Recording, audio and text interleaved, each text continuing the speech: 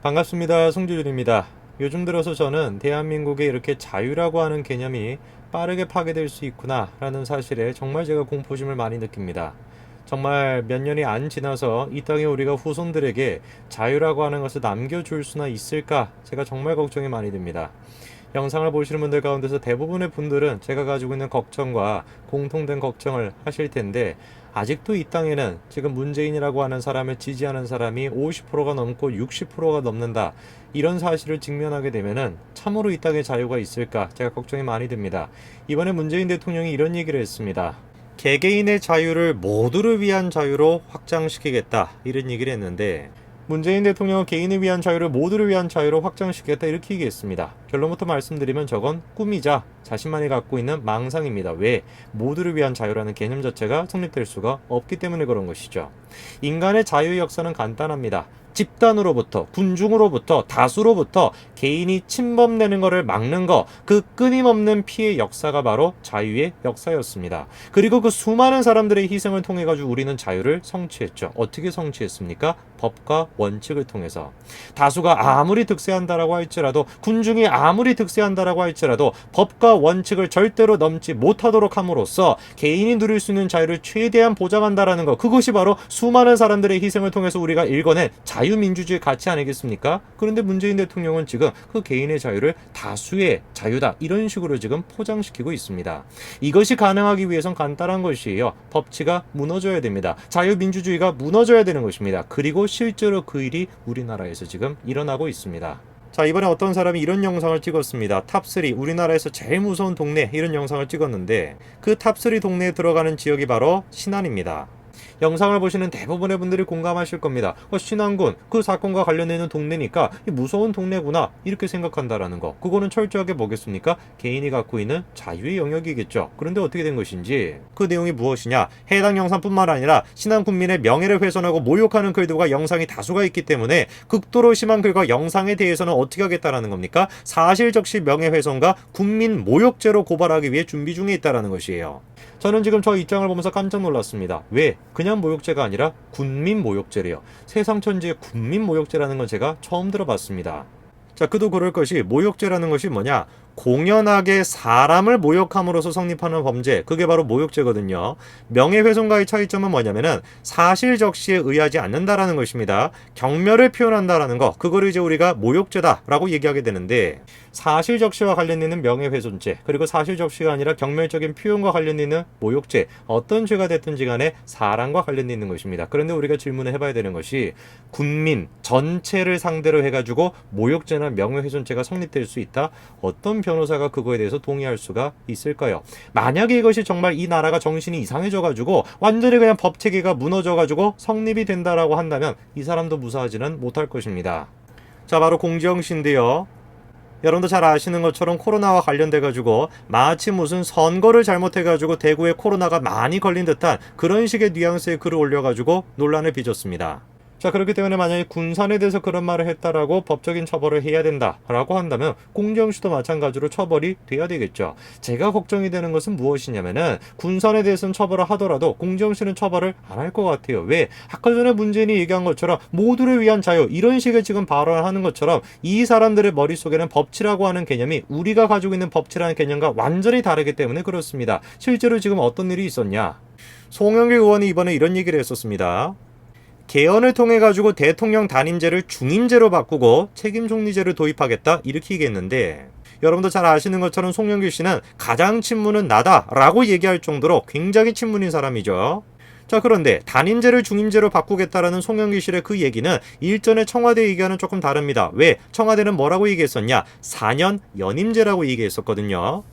자, 그러면 연임제와 중임제의 차이점이 뭐냐? 연임제라는 것은 연속해서 2번 대통령을 하는 것을 의미하지만, 중임제는 횟수에 상관없이 할 수 있다는 뜻입니다. 그래서 송영길의 얘기처럼 정말로 중임제로 바뀌게 된다면은 4년차를 앞두고 지지율 60%가 넘는 문재인이 얼마든지 거듭해서 그럴 리는 없다라고 할지라도 종신 집권도 가능하다라는 것이죠.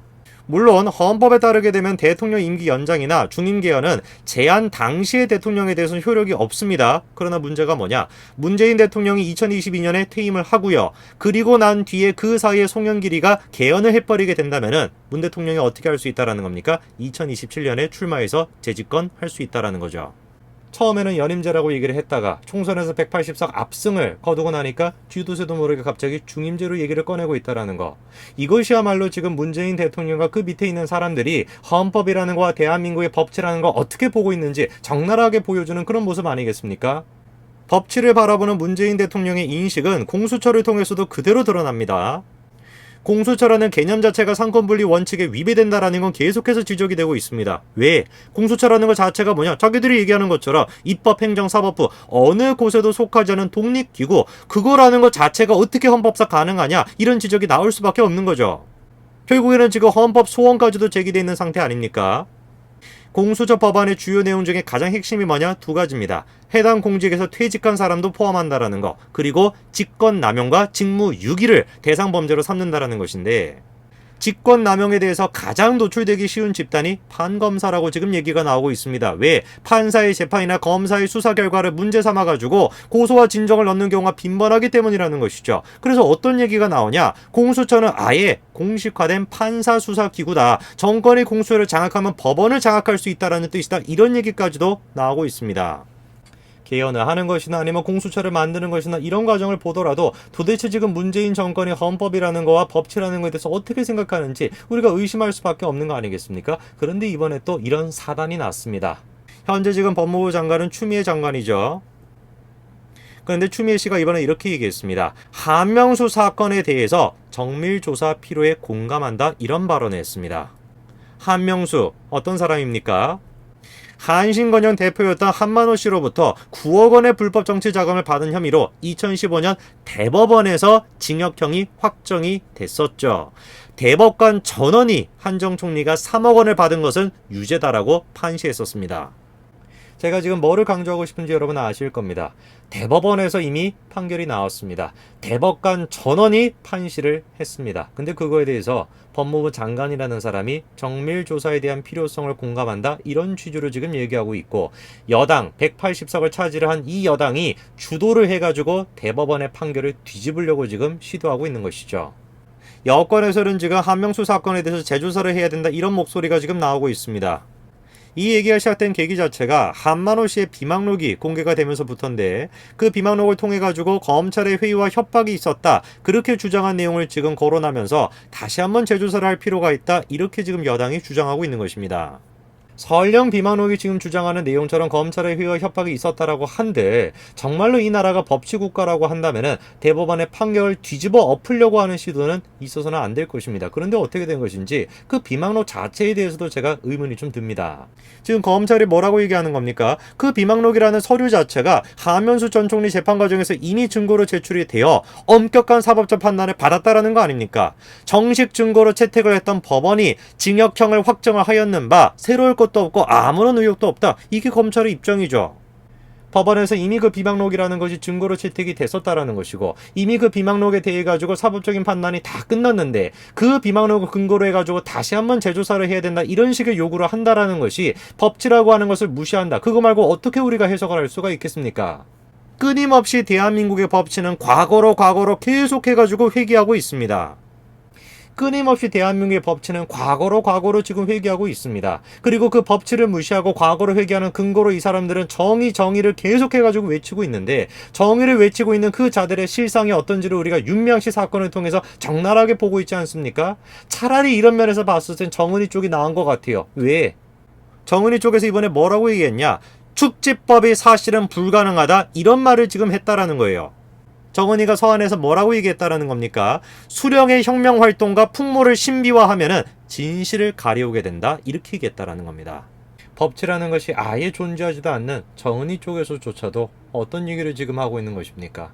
우리가 과거에 대해서 너무 신비화를 하게 되고 과거에 대해서 너무 신성시를 하게 된다면 오히려 진실을 바라볼 수가 없다, 이런 얘기를 하고 있습니다. 참으로 제가 저 얘기를 보면서 많은 생각이 들었습니다. 대한민국이 어쩌다가 이 지경이 됐었을까? 법치라고 하는 그 이름, 그 법치라고 하는 이름 속에서 개인의 자유가 철저하게 지켜줄 수 있다라는 자유에 대한 가장 기본적인 생각, 그 생각이 뿌리부터 시작해가지고 철저하게 지금 파괴가 되고 있는 거 아닙니까? 공수처를 통해 가지고 대법원의 판결은 뭐가 됐든 간에 뒤집어 버리려고 하는 것이고, 계속해 가지고 지금 이런 사태가 이어지고 있고, 심지어는 대통령이라는 사람조차도 나와가지고 개인의 자유에서 모두를 위한 자유로 확장해야 된다, 이런 얘기까지도 하고 있는 상황입니다. 이 땅에서 과연 우리가 우리 후손들을 위해서 정말로 우리의 조상들과 우리의 선조들이 끊임없이 자유를 위해서 희생했었던 그 역사가 우리 때에서 끊기게 되는 것은 아닐까, 참으로 두려운 밤입니다. 오늘까지 말씀드리겠습니다. 감사합니다.